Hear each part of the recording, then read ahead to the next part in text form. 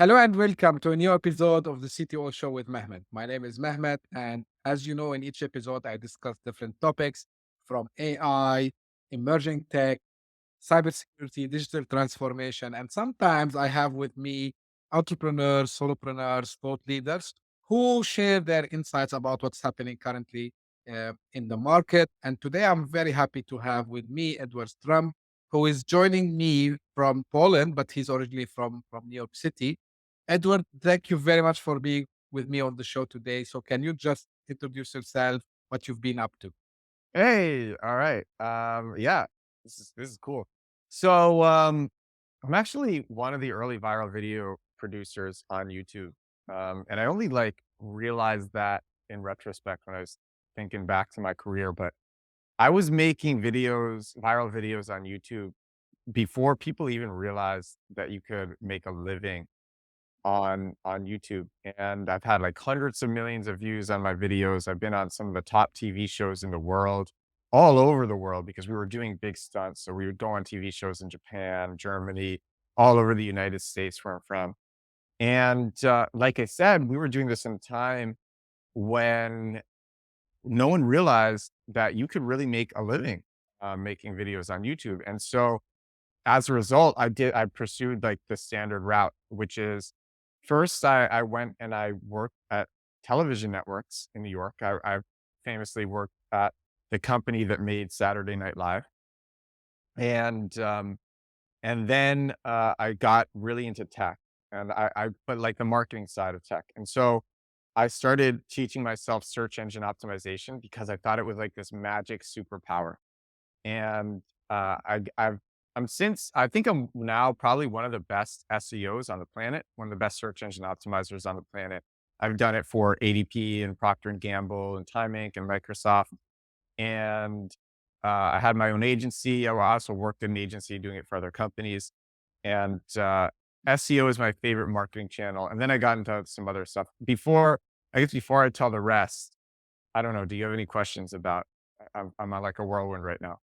Yeah, that's fine. No, that's completely fine. Actually, I was interested and you little bit highlighted it about your journey of becoming a viral creator on YouTube. So, like, how, this evolved, that space since then, because now it's everyone dream is to become viral on YouTube. But how did you see this evolution since the time that you started that?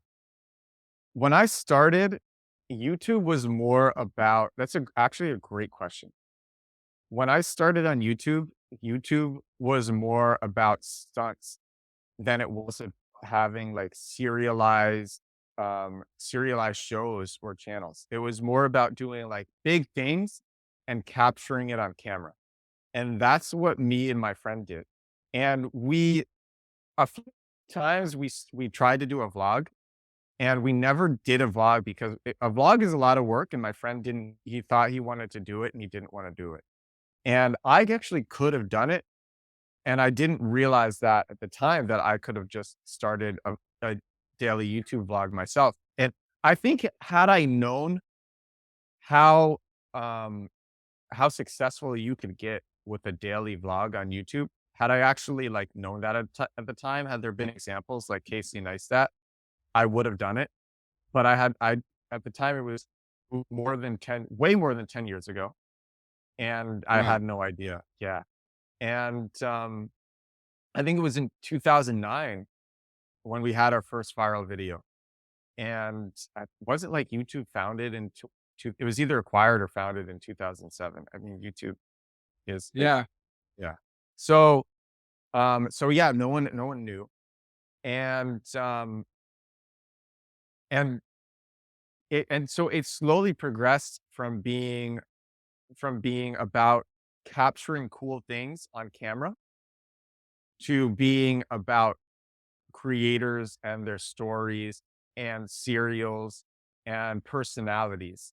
It was a slow, like several year transition. And had I known that was coming, oh man, I mean, I would have started a YouTube channel in college. It's like I was actually so after search engine optimization, I still do it. In fact, I literally wrote a guide on how to do SEO for AI chatbots like ChatGPT and Bing AI and Bard, and that was picked up in one of the top search engine optimization newsletters. So I still like do that, but after SEO, I ended up getting into blockchain, and I ran the biggest blockchain meetup in the world, and I made with my friends the first play to earn game in crypto. We made the first video game in crypto. We invented the term play to earn, and um, and that was another thing, was like it's all it's funny because I get into these spaces so early. I made this mistake so many times, and I would get into a space so early, and then it would like take a few more years than you think to pop off, and then you leave the space. And um, I mean, we did okay in crypto, as you might imagine, but there are companies that came after us doing the exact same thing that we did, and they made billions of dollars, whereas we only made millions of dollars. And you see that, and you're like, oh man, that could That's still not not. bad, no? It's not bad, but it's not I mean, it's not bad, but, like, the companies that made billions, they came after us. Their growth was a lot slower, and the only difference between them and us was that they stuck with it during the hard times, whereas we moved on to different things. And, that's I mean, we very quickly got into what the biggest lesson in my career is, which has been, like, stick with something. Have good, if you experience a good fortune in a specific niche, stick with it. And there's so much power to actually sticking with something. And a lot of entrepreneurs, they don't understand that. They're way too quick to give up and switch to something. Way too quick. Drives me crazy. And um, now that I've realized that, things have been going really well. Like we were talking before we started recording, I just passed 30,000 followers on TikTok. I'm almost at 1,000 on IG, but I started this channel only a few months ago. And when I Wow. started the channel, I made the decision that I'm prepared to stick with this for years and just see what happens. And that's been going well. My other startups are going well, except ones that are years old because I didn't drop them. When the times I realized this, I got this lesson, and when the times got tough, I didn't get going, and now those are doing well. One is growing in MRR. We're about to put in a crazy AI feature. The other, we finally just started getting users on after a long development period. And yeah, so my career was like YouTube, like crazy YouTube videos and TV shows, search like super sophisticated search engine optimization, blockchain and crypto, and then like SaaS and viral videos again. That's really a rich experience, I would say, an extensive one. Now, here is the question for you. Like, um, working with these various fields, like, first, I want to ask you how easy it's to switch, and do these things. And the second question I want to ask you, like, among all the things that you mentioned, which was the most rewarding, I would say, project that you have worked on, and why? Working with working in various fields, I just started a growth hacking newsletter. And the reason I did that is because I found that like the same playbook that I use for one thing can also be used for another thing in a different field. And I also have like my channel on TikTok is called Build in Public, because a Hmm. year ago I was very afraid to build in public. I was very afraid to like share my vulnerabilities and the few successes that I've had, but all the failures, because I failed a lot more times than I succeeded. And I was afraid to share that. And I was afraid to share all that stuff. And so I called my channel on TikTok Build in Public. If you search Build in Public on TikTok, I'm the number one thing that comes up. And um, when I started doing that, it felt so good and it felt so right that I wanted to do more of that. And I didn't care if I exposed the secrets that have made me a lot of money and that have made me very successful. And so, yeah, actually, that would work too. I think that hashtag works, right? If you put that in. Yeah. Yeah, yeah. So I it's think I've like come on. at, right? Well, my username is at build underscore I will in get it. underscore public. Don't worry, Yeah, I will get that. I'll on get that. TikTok. On Instagram, it's Edward.builds. If you use Instagram more than TikTok, it's Edward.builds. On Twitter, um, you could just search Edward Sturm. I'm gonna migrate one Twitter to my main Twitter. And so yeah, it felt so good to share things. And so I started this newsletter to do that because I found that the playbook that I use for one niche works in another niche. And uh, yeah, it's more so like the last decade has been me learning crazy tricks and then using them to compound. So I would learn one trick that would make another trick more powerful. Like when I learned when I learned TikTok, it made my SEO abilities even stronger. I could rank things even better.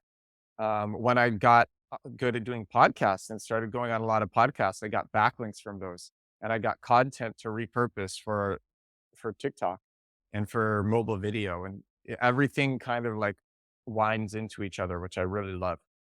Um, and then what was the second question? What has been Uh, the most rewarding? yeah, which one was the most rewarding? Right. Yeah, and feel free to interrupt me at any time. I tend to Yeah, that's ramble. fine. That's fine. I'm enjoying the, the passion you're having, I have a lot of Edward. passion.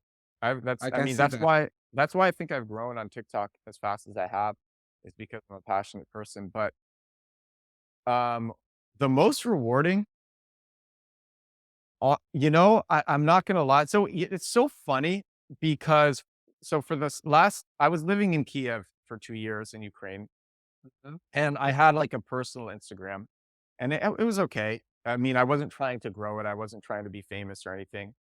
And I took down all of my photos on it. I'm like, I want to be mysterious, and I don't want people to know who I am or what I've done, or that I worked in crypto. And I don't want to be famous. I don't want that. And I made this TikTok actually kind of out of desperation, for a project that was taking longer, this project Commit Club, and it was taking longer than I anticipated to get users. And at first, I tried doing the whole build in public thing on Twitter. I don't know if you've tried Okay. have you tried build in public on Twitter? That's a good question. I just started to do these kinds of, I would say, odd things for me because, I've started to see this hashtag quite some times, and I was always fascinated. You see people from different backgrounds, people from different, I would say, even skill sets, and they try to commit of building something in public, and Yeah. it doesn't have to be necessarily just something related to tech, right? So you see sometimes people trying to build content, right, in general. Sure. So you see people trying to do, for example, build in public an audience. So for the first few times I was seeing this hashtag, I was saying, this is something interesting. Let me keep watching this space until that myself, after 20 plus years in corporate world, I said, okay, you know what? I'm gonna try to jump on this and do build in public. So the first attempt is this podcast itself. Um, it's like I said, I'm not losing anything, right? Because here is just, of course, I'm not losing. I might be losing at the end of the day, but I mean, um, you just need to jump out of your comfort zone at some stage, and like you need to hit, I would say, Yeah. the button. So Yeah. this was the first step, and I'm doing something really. People are saying like you're crazy. I'm doing daily podcasts. Nice. Um, yeah. Not every time I have guests with me. So sometimes I just go by and I don't record when I'm alone. I'm not recording, I mean, video, but I'm gonna start to do that. And even in the weekends, I do this as well. So this was the first step. Second step is I start to jump on some cohort like 100 days of no code and similar things, and build in public. And I even jumped in places that I've never been before, like Indie Hacker, Product Hunt. Indie Of hackers, course, yeah. Yeah. yeah, of course, I know about these sites. I've been seeing them since years. But I mean, I never like I was just, the guy who scroll and never do anything there. So this was my own, I would say, experience over there. And now I'm doing this and I'm just like 2 weeks back, and I'm heavy on LinkedIn, honestly, more than Twitter. Um, and people were shocked. Well, what is this? What are you doing? Like I said, yeah, I'm committing to do something I've seen on Twitter mainly, where people try to build 6 in 12 or 12 in 12 and these kinds of things. Yeah. I don't call it failure. I might learn things down the road, right? But I will try this also as well because it's an So experience. And what are you trying? What are you trying? I know what you're referring to, the 12 startups in 12 months, or like yeah, gear levels and Product Hunt. We've finished number one and number two on Product Hunt many times. In fact, we launched our recent project on the same day that ChatGPT launched in Product Hunt. ChatGPT, ah, we were going to beat ChatGPT, and then at 2 p.m. it surpassed us. And they came in. ChatGPT came in one, we came in two. Um, as for build in public on Twitter, I decided to switch to TikTok because everyone builds in public on Twitter. It's very competitive. It's very hard, but very few people build in public on TikTok, and it's a lot easier to get a market share and an audience there. That's why I switched to that. But I'm curious. So you're doing build in public on LinkedIn? on Twitter, but I announced that on LinkedIn, which people found odd because Oh, yeah, mhm. majority of the folks there, they're not aware. Maybe if they are aware, they're shy of speaking about it. But for me, like I've been following this space now for 2 years almost, Yeah, and I said, okay, let me try to do it. I'm not losing anything. Actually, I'm learning, and I can tell you yeah. now. For example, the podcast I build it in a way it's built in public as well. And I told the audience from day one, I might shift the format, I might shift you know the the topics, I might shift anything. And actually, this is what happened. And people start telling me, you know what, like this is what made your podcast different because you're not like a kind of boring guy who speaks about the same topic every time. And you try to bring guests who are like from different backgrounds, doing different things. And now, like one guy, he wrote me the other day, hey, I was expecting you to shut down the podcast after 10, maximum 15 episodes. But here you go now, you are about to hit the 100 marks in a couple of Wow, days. wow, nice. Yeah.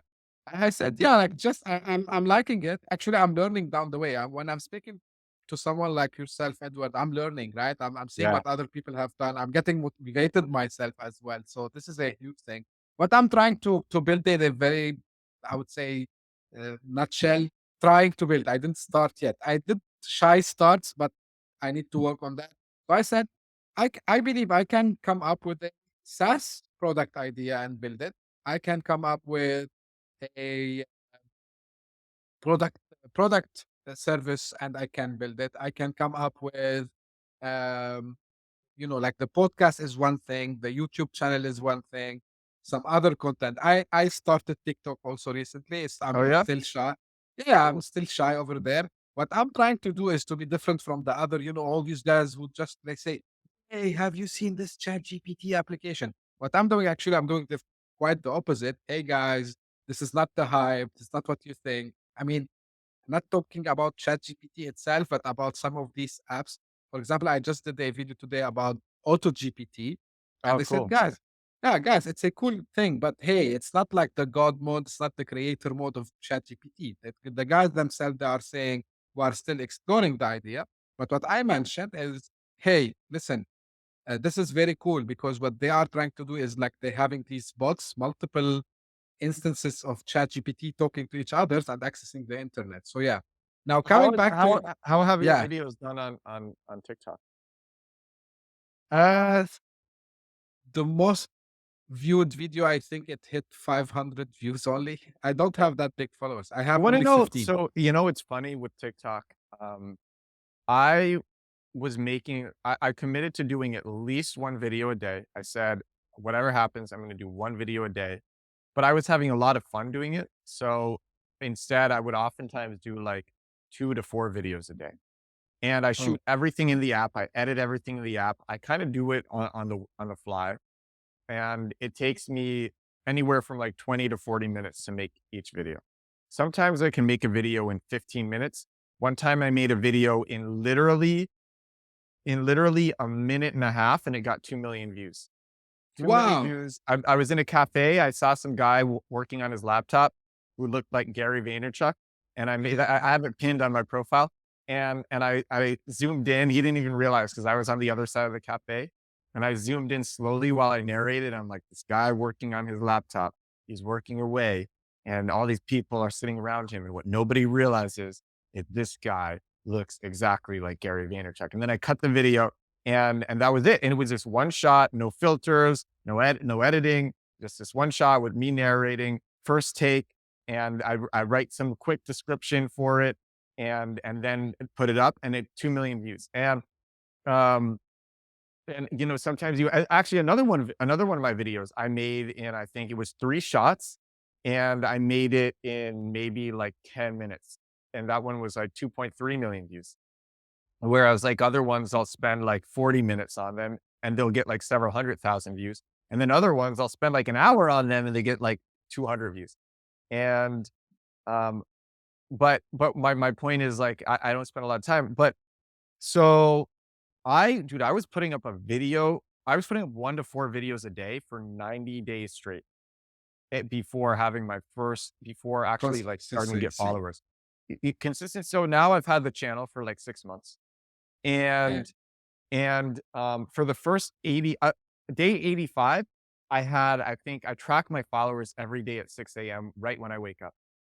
Day 85, I had 1,400 followers. The next day, I think I had like 2,000, and the day after that, I had like 3,000. So it took me 85 days to get to like 1,400 followers, and then like I nearly doubled them. Actually, I think I had 22 the next day, so I nearly doubled them overnight. And what happened was, I realized that hooks are the most important thing in a video.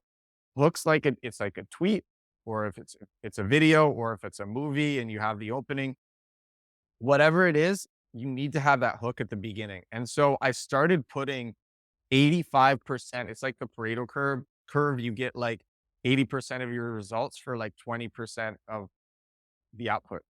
And and that hook, which is so short, you get all the results from that hook. So I started putting actually like the 80% effort into that hook, and then the rest of the 20% effort into making the video. And the hook became everything. And when I started doing that, my growth, it's like a hockey stick curve. My growth hockey sticked up. And that was like a huge game changer. And it took me 85 days of doing build in public on TikTok, putting up 1 to 4 videos every day, to realize that. Now I'm at 30,000. I think I can get to 100,000 soon. I honestly think I can be as big as like get someone like Gary V or something. And yeah, I think I would have been like, had I not stopped with SEO in 2015. Here's like, when I look back on my career and I think about, like, I had a bunch of flash in the pan successes, but I should be a billionaire now. And the reason that I'm not a billionaire is because I abandoned efforts too soon. I abandoned things that would have been extremely lucrative. And the big opportunities come when you stick with something for years. And I didn't realize that. So had I stuck with like YouTube, I don't know, I could have been a Casey Neistat character for sure. I could have been a Casey Neistat character. Had I stuck with at search engine optimization, well, I had all these owners of digital marketing agencies writing for my website, for edwardsturm.com, as guests. I had clout, and I had clients, and I gave that up because of blockchain. But had I stuck with SEO, I would have been Neil Patel. I really think I would have been Neil Patel. I was on track to become someone like Neil Patel, like a combination between Neil Patel and Ryan Holiday. I would have been someone Mhm. like that. And then and with blockchain, we would have been Axie Infinity, a $3 billion company. They literally launched 2 months after us, and they took a lot of our assets from our landing page. They took some CSS, they took some marketing copy that I had made, and my co-founders had made, and they grew slower. They grew really slow, but they were in the right place at the right time because they stuck with it, and we abandoned it. And so we would have been Axie Infinity. And so these are the things that I've learned, and I'm not making that mistake again. And I think Twitter is an example. Growth was slow, and then it wasn't. That's what happens. Growth is slow. You stick with it. You come to all these different realizations. You have the time that it takes to test. You find what doesn't work, and you find a lot of things that don't work. But then you find those few things that do work, and you stack them, and then you explode. And that's like life and that's success for me. And that's like what I've learned. That's what I'm so passionate about now. It's just sticking with things and depending on myself too, because it's hard to find co-founders who are as patient and as hardworking as you are. A lot of people, they can't stick with things like a lot of people just aren't tough. I've a lot of my co-founders Yeah. are tough, but they do, but I have wild amounts of patience. And I my startups are with co-founders and they're great. But also like my growth hacking newsletter, that's on me. My TikTok, that's on me, and I'm very happy that it is. I like that I like that there are things in my life, business things in my life that I depend on myself for, and it's very nice. So the question I want to ask you, Edward, is how can you describe a nomad life, right? Because recently digital nomads are on the rise and solopreneurs. So how you describe this experience? Yeah, so I've been doing the digital nomad thing for the last 4 years. I've lived in more countries and cities than I can remember, and I'm in Warsaw, Poland now. In a month, I'll be in New York, where I'm from. I'll stay there for 2 months, and then I'll probably go back somewhere in Europe. I might even check out Buenos Aires in South America. I have a co-founder who's there now. And, honestly, it's really horrible, and it's the most, like, glamorous life. Everyone is jealous, everyone thinks it's so cool, but it's really dumb. And I wanna make more videos about this. The reason it's really dumb is because you meet people and then you leave. You figure out a city and things become comfortable and convenient, and then you leave. You figure out how to optimize your life, and then you leave and you lose that. You build a community, and then you leave. Get a girlfriend, you leave. Boyfriend, if you're whatever, you leave. And, friends, you leave. Like, so it's actually like it's cool. I think the first year that I did it, it was cool. And then I was really, really lucky actually because with COVID, I had a flight back home a year after I left New York, and I was living in Kiev, Ukraine at the time. So I had this flight back home. COVID happened. My flight home is canceled, and I have a choice to make. And the choice is, should I hop on an emergency flight back to New York, or should I stay in Kiev with the friends that I had made there? And the flight from Kiev to New York is really long. And it was an emergency flight and it was crowded. So I probably wouldn't have had a good seat. I would have had to wait for a long time. There's a lot of unknowns traveling when everything is shutting down. And half of my friends and family told me to go back home, and half of my friends and family told me to stay in Kiev. And I was so comfortable in Kiev with the apartment that I had and the friends that I had made, and I didn't want to get on that flight. So I said, I'm going to stay in Kiev. And that was one of the best decisions I think I've made in my life because lockdowns took a lot longer than everyone said that they would. And I Yeah. ended up living in Kiev for years. I spent 2 years living in that city. And I made incredible friends. I had amazing relationships. I was comfortable. My life was so optimized. I had optimized my life so much that I could get in incredible work. I made the craziest search engine optimization funnel of my life for a company called Reverb, which now has MRR. And I think Reverb might go viral this month because we're putting in, I can talk about that in a bit. We're putting in an AI voice feature that takes your voice, and as you Mhm. speak, it can turn it into somebody else. And That's cool. and you can share it right away because our literally we made a tool where you record your voice, it gets stored in the cloud, and then you get a link to share it anyway anywhere, and that link embeds.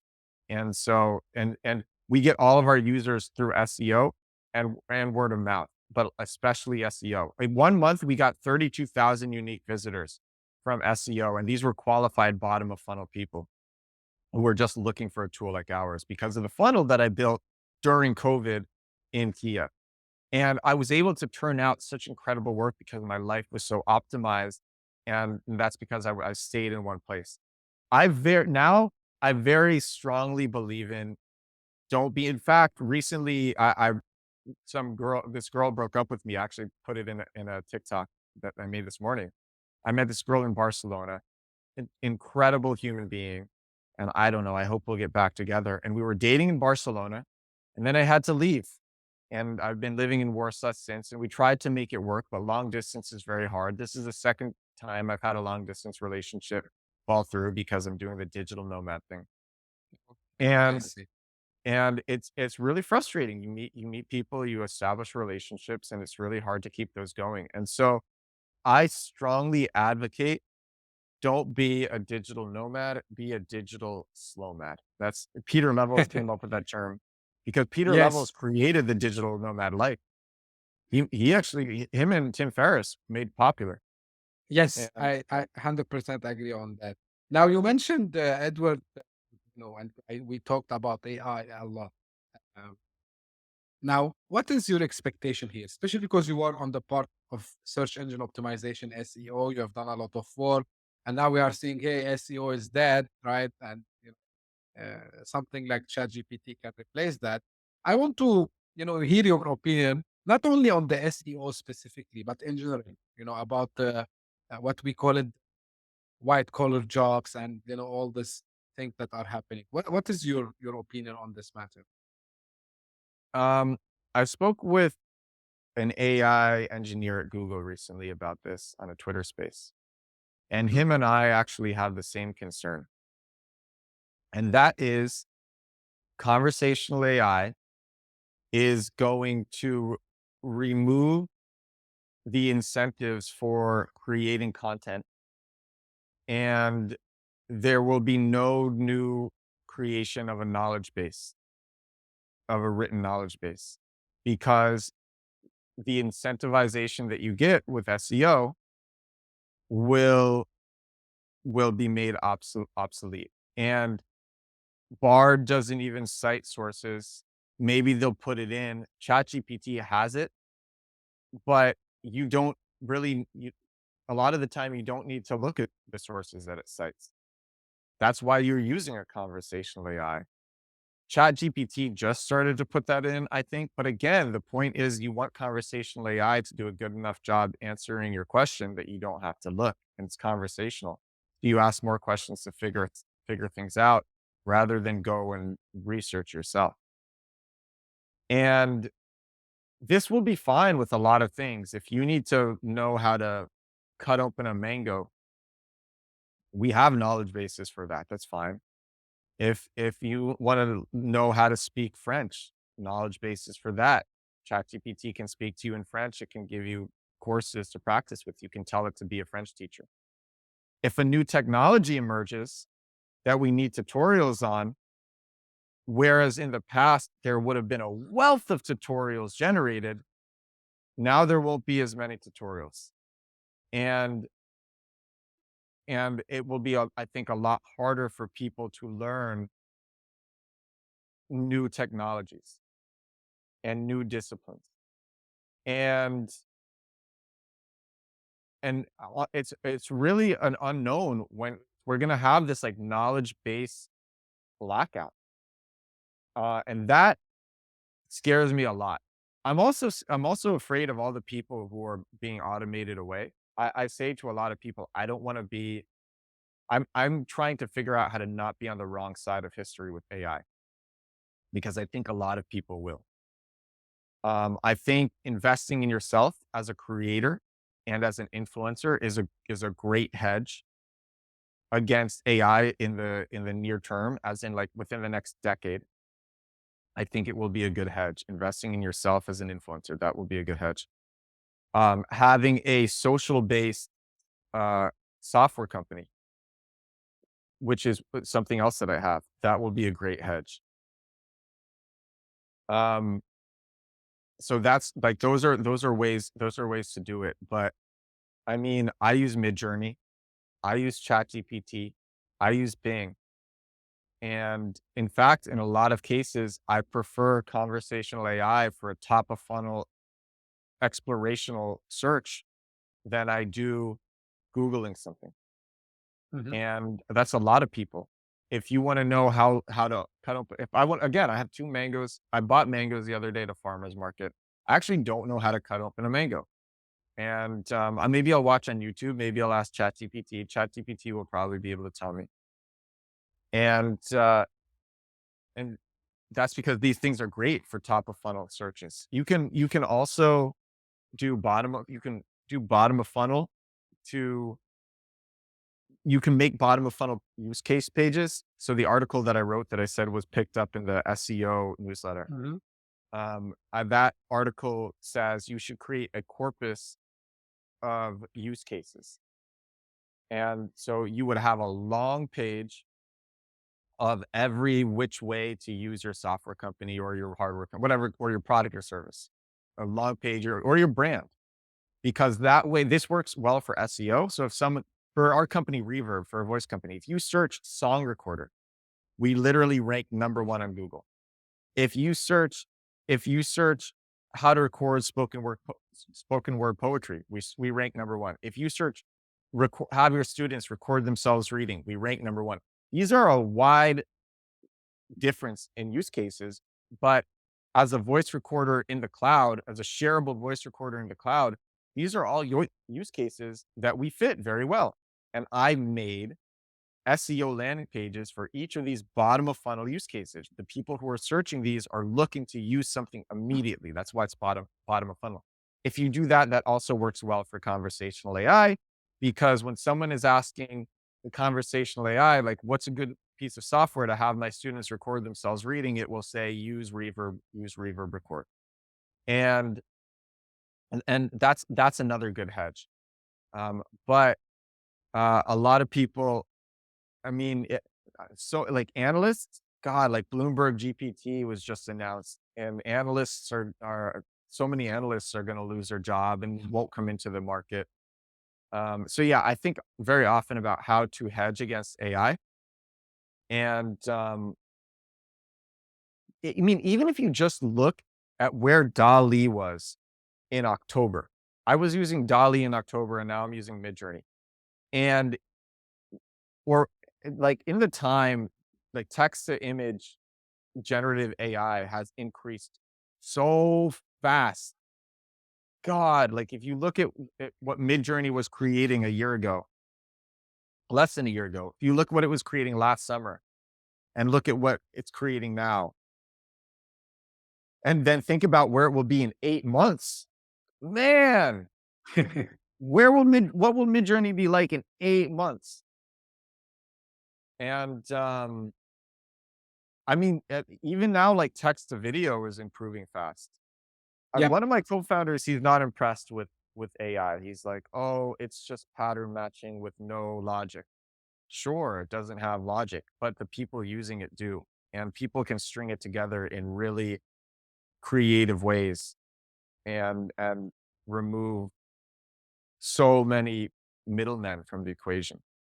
And so that's one, but also like just the way that literally the economic incentives of the web are evaporating in front of our eyes.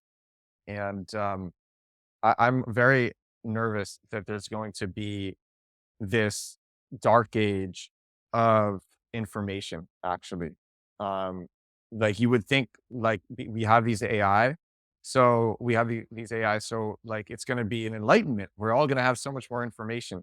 But I think there's going to be a dark age when it comes to new technologies. Uh, like this is something I need to write this question and show it as a banner because, you know, it's provoking question. Is It's very, AI going to cause a dark age? it's, because when you were talking about like no one gonna go and create content, I said, yes, Edward is right because everyone is now human beings. They like shortcuts. Like every single book that describe how the human brain works, they tell you that human beings are programmed to go search for shortcuts. We're And lazy. I never saw an easier shortcut. And I know from myself, right? Like I will not lie to to the audience here. Yeah, I use ChatGPT a lot because I try to automate as much as possible of the task that I do on day-to-day basis. But yeah, I never thought, and this is I need everyone, like what Edward just said is really provoking thought. If we are going to rely on and knowledge that we have built for I don't know how many thousands of years, which were written, digitized, where is the new knowledge? What will happen if a new technology? And are these guys going to use ChatGPT actually to document this technology? I don't know how they're gonna do that, but anyway, it's very very provoking question. I guess I could see ways where, I guess I could see ways like 5 years from now, if AI could parse if AI was logical enough, maybe or okay, so here's what I could imagine. So first I want to preface this by saying, Mehmet, like literally what I described in terms of the economic incentives of the web being evaporated, like this is what the AI engineers at Google fear. So, and it's because they're Google, like they know how search works, and search needs a big knowledge base. And so, um, like this is the biggest fear. But like I'm not really afraid of an AI dominating the world. I think No, actually, if of that course. happened, I think an AI dominating the world would do a better job of humans. To be honest, but I could see a world where I could see like in 5 years a way for economic incentives to be maintained. Um, ah, actually, I can't. No, I really can't. I can see a way to create content really easily. Like maybe you just describe, okay, you describe to an AI how something works and how to do something. The AI asks you questions and then you answer it and you speak it. And then the AI takes that and compiles it into an article, or it Yeah, compiles it and adds it to the knowledge base that it uses. Fine. But like, why will people be motivated to do that in the first place? I don't know. Maybe they get paid a small semblance of money, but it's not, but like for the really valuable things that people would write about normally, they're not going to be paid enough. They're not going to be paid enough. And, yeah, it's I don't know, dark age of information. Yeah, it really feels like we're entering that. yeah. I'm by nature optimistic. I don't like to be pessimistic at all. And like even in on the podcast, in couple of episodes, I just dedicated 5 6 minutes. The episode was like that long only. So just um I don't want to say rant. Rant is like, you're shouting to people. No, but sometimes also at the same time, I'm very upset from stream media. Hey, AI is going to eat the world, as you said. Like, it's not, guys, it's not the case, right? It's not what people are trying to show. Like, you should be scared of AI. The way I look at it is any technology, whether it's AI or any other tech, that can help human beings in doing things into a much easier way that they used to do and make them at the end of the day more happy and more prosperous. I'm with that technology. You call it AI, you can call it whatever you want, right? Um, AI dominating the world and killer AI and all this. This is just like uh, probably a Terminator kind So of where movie. do you stand? Let me ask you, are you one of the people who thinks AI is going to create it's going to eliminate jobs faster than they come into the market and there will be a lot of starving people? Or are you one of the people who thinks that, yeah, a bunch of new jobs will be created. It's like when the horse and carriage were eliminated, then people Is found new jobs. yeah, but I say this with caution. I say this with caution. Is that yeah, it will create a new generation of jobs, but if we don't act fast and if keep okay, I have to say it. If we keep the same way of thinking, if we keep the same way of education system we have it today, if we keep the same way of doing things that we have been doing for a long time and doing the same resistance for anything that comes new, because this is a something humans have been doing for thousands of years. They don't like changes. But the difference between this change and the changes that happened before, that the changes that happened before, it took long time actually to happen. A really So long time. yeah. But now ChatGPT, I mean, for the public, it was released in November, and we are just in April now, right? No, it was This was released in December. It was released December yeah, 2nd, and we're yeah. So we're in April, and it's crazy. yeah. So think about, I've never seen, and this actually like the a previous episode I mentioned this. I don't remember. I've been like I'm a 43 years old guy, right? And I'm not that old, but again, like I've seen it all, as we can say, and I've never seen, and I cannot remember even in history something that happened that fast, same way that is happening with the AI, uh, you know, generative AI, conversational AI, whatever you want to call it. Of course, like when the smartphone came, but smartphone adoption took some quite time, took like years actually. So everyone adopted it. Internet. ChatGPT is the fastest growing product of all time. Yeah. It's literally the fastest growing product of all time in the history of Now, humanity. let me tell you this, Edward. My only concern is that if companies, corporate, right, they don't act fast and you know, change the way they think and they let their people also be agile. Agility is the number one skill, I would say. People tell you, yeah, you should learn AI, you should learn this, you should learn tech. Yeah, of course, learn this stuff. You should learn to be agile, you should learn to pivot fast. I think this is the number one skill that every single human being needs nowadays. This is my personal That's opinion. true. That's true. Yeah, because if you don't know how to adapt to changes very fast, it's not like I'm threatening them, but really, guys, I think you will agree with me, Edward. I don't know what will come. I'm not saying next year. I don't know next month what what new tech can come because of all this. And we were talking about auto GPT and the bots economy and all these things. Guys, these are things that are happening real. These are not like a Steven Spielberg movie. It's not like you're not watching uh, uh, Iron Man movie kind of thing. These things are real. You can test them if you want, and you need to be ready. And it's not like for amusement, guys. This is not amusement. These are really something that is changing businesses. It's changing our day to day life. Adopt it. You have to live with it. Don't complain about it. What are your final thoughts on this before we close? Oh, final thoughts. I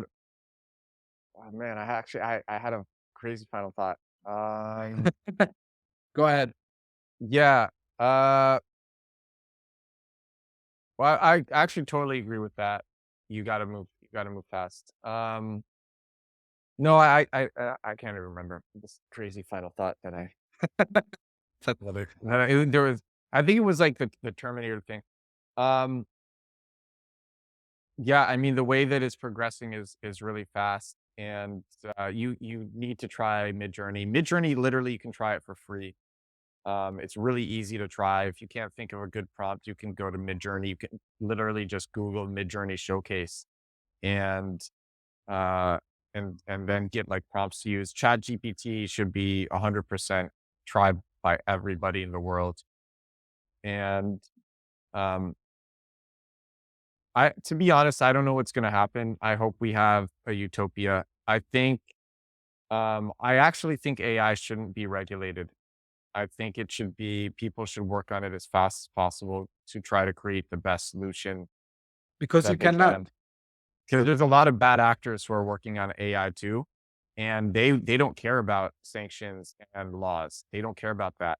And you need to have the good guys moving at the fastest pace that that they can as well. It's really like this is I mean, I don't know. I could end on a bad note and say this is a lot scarier than nukes, which I believe that it is. I actually think this is a lot scarier than nukes. Um, I'm not really afraid of like the whole like the AI isn't aligned with us and it's gonna like destroy all of us. Um, I think what's more likely to happen is that we merge with an AI and that AI merges with the fabric of the universe and like the universe wakes up as a conscious organism that we can't even comprehend. It's literally like it's the level of we are a bacteria in the gut and the bacteria can't understand you. It can't understand what's outside of you. And it's like that level that we're at that level of understanding with consciousness. And maybe the AI can help us understand better. But, I think there's gonna be a lot of pain in the short term, and here's what you can do to yeah, here's how I'll end. Here's what you can do to hedge against AI in the short term. Um, use Midjourney, use ChatGPT, just like see what's out there. Uh, and then invest in yourself and in I don't want to say like everyone needs to be a creator, but be vocal in what you do. Because if you're vocal in what you do, you will expand your surface area for opportunity and you will have amazing opportunities come your way. And then don't quit and give up. Too many people are quick to quit and give up. And there is literally a market for everything. And oftentimes that market is a lot bigger than people realize. And you just need to stay in something long enough and the opportunity will present itself. I think that's been my biggest lesson. It's what I'm doing now. I preach it to everyone. Very few people listen. The few people who do listen will be absurdly wealthy. So Yeah, that's how I end it. I hope to see this podcast going in like 3 years. And yeah, yeah. Actually, guys, like I'm not doing here. At least I can talk about myself, Edward. I'm not doing any predictions here. I'm just saying my own opinion, and I can say mm, more than 90% of the times my predictions comes right. yeah. Usually about tech. Yeah. I mean, Uh, actually, so what else have you predicted correctly? Like what big things have you predicted correctly? I remember that when it was like a bet among friends, right? Like that was at the time when the iPhone came out, and everyone was saying the iPhone would be a big failure. For example, uh, I remember when another prediction is, I think it was about uh, Twitter. Like Okay.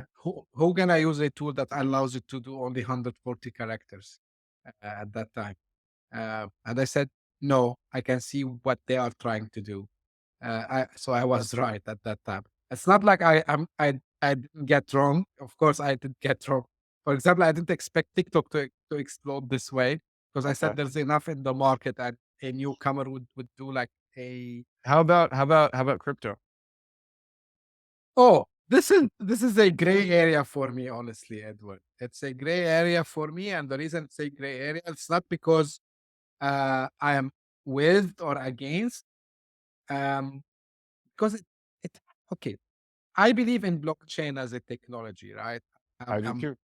yeah, I'm a believer in this. The thing is, I try to avoid talking about it. Is like the moment you tell someone blockchain, they speak about cryptocurrency, and when you and again, nothing wrong with cryptocurrency as a concept, but the moment you start to speak about cryptocurrency, you know what the next question is? Oh, so do you advise us to invest in Bitcoin? Hey guys, I'm not a financial advisor of you. You know what? I will actually say this is what I'll say. As someone who ran the biggest blockchain meetup in the world, blockchain is an incredible technology. Bitcoin is the only cryptocurrency that I believe in. And um, I'm not a financial advisor either. So take my advice with a grain of salt. But I think buying Bitcoin as a hedge is a tremendous decision. I think that's a great decision. But again, not real financial advice, you know. But Yeah, yeah, yeah. Like I think Bitcoin is literally the only cryptocurrency that I believe in. As someone who's built top dApps, decentralized applications on Ethereum, who knows about DeFi, Bitcoin is still like it's number one for me. yeah, for me, just also for the audience, maybe this is the first time I talk about cryptos. I discussed blockchain as a technology and use cases other than crypto, but you're gonna hear it from me, guys. Um, I'm not against cryptocurrency because actually think about it. Today, all what you are doing is kind of a crypto. You are not holding money in your hands anymore, right? You're doing digital transactions. Yeah. The only difference is when you are doing it with a fiat currency, is that there is a central bank, that is monitoring these transactions, and it's like there's only one database that holds that. Like in blockchain, it's a ledger distributed across peers. So, okay, so it's from technical perspective, but again, uh, this is why I'm not against it. But uh, yeah, I agree with you, Edward. Like for me, I understood Bitcoin, Ethereum also as well, because Ethereum works on the smart contracts concept. But anything that came after that, for me, it was What Well, are these guys? even Ethereum, here's the thing about decentralized applications, decentralized projects. You actually can't really fully decentralize a project. You can't you because in order for a project to be fully decentralized, the stack that it depends on has to be decentralized as well. The Discord has to be decentralized, the GitHub has to be decentralized, the social Exactly. media accounts have to be decentralized, the hosting has to be decentralized. All of that's very hard to do, and it's just not done. And so you actually that's why I don't really believe in real decentralized applications. I think the decentralized applications that exist now, using blockchain as a cool technology. But like but yeah, like it's like pseudo decentralization. But Yeah. Bitcoin as like a fully decentralized thing, I really believe in Bitcoin. One final thing from my side, Edward, I want to say. Now, I tell people, okay, don't judge me, but when you decide to use something, whatever it is, you complain about the fiat currency and you go and tie this investment to the fiat currency, and then you have to have the man in the middle, which is the exchange houses. So whatever you are saying, you are complaining about, it all falls apart for me, at least. So Yeah. this is why I see some contradiction. So yeah, we might one day get rid of the fiat currency, and we will be dealing with Well, that's Bitcoin or coming. yeah, Central or banks. whatever it is. Yeah. Yeah, but Centralized. like the idea of the man in the middle, and actually I was right because all what happened later with the FTC and the other stuff, I was right. This is one of the predictions that I did also as well. I said this man in the middle, I have big question marks on them because maybe they are good people. I'm not blaming anyone here, but again, I have to trust what I call in the technical term a single point of failure because if these guys fail to protect my assets, I will lose my asset, right? Yeah. Of course, it is somewhere. Like I mean, from technical perspective, the Bitcoin it is still in my wallet, but my wallet was actually issued by these guys, and now it's lost. I cannot access it anymore. So, yeah, so this is on this topic. Well, what do you Um, mean? If you own your Bitcoin, then you can access it whenever you want. yeah, I know, but I mean, when you do the exchange thing, if you want to Yeah, get it well, the out, exchanges are centralized. That's yeah. So yeah, this is the thing. Well, yeah, this is why I tell people either you believe in Bitcoin and you keep your money there, don't move it in and out. Like this is my own opinion, of yeah, course. yeah. It's not a financial advice. Everyone saw what happened with FTX. Yeah, exactly. Yes, exactly. Well, Edward, like any final thing because we run out of time. So The anything you final want? final thing. Oh man, it's just yeah, it's what I said. Whatever you're doing, stick with it and be really vocal. Actually, I came up. So I have a growth hacking newsletter, edwardsturm.com/newsletter. And or you can just go to edwardslink.com. That usually redirects to the newsletter. And my most recent email, I came up with an equation. So I'll leave you with this equation. It's a very powerful equation for business and life, and that is um, it is vocality Mhm. plus time equals opportunity. And if you are vocal about something for a long enough period of time, and it's not as long as you think, you will be presented extreme opportunities for wealth and success. And that's what I've seen in my life. And I've made a lot of bad decisions to capitalize off those opportunities. And I should be a billionaire. And now that I've realized this, I actually think I'm going to be really, from what I'm seeing with my TikTok alone and the people that are contacting me, I think it's going to be crazy. So vocality plus time equals opportunity. That's what I'll leave you with. Well, that's very insightful, I would say. And, I'm very happy to do this episode with you, Edward. Like, I think this is one of the richest episodes ever I have done so far because Really? yes, we've covered a broad range of topics. I would love to hear the feedback from the audience about this. Please let me know. Don't forget to subscribe. By the way, before we close, so this is the handle for Edward's TikTok. It's at build underscore in underscore public. So if you want to follow him, actually, I'm gonna put all this in the episode description on YouTube and on Apple Podcasts, Spotify, and all the other podcasting platform. As usual, if you have any comment, if you have any questions about this episode or the show in general, please don't hesitate. Please write to me. You can either write in the comments, you can reach out to me by email, LinkedIn, or Twitter.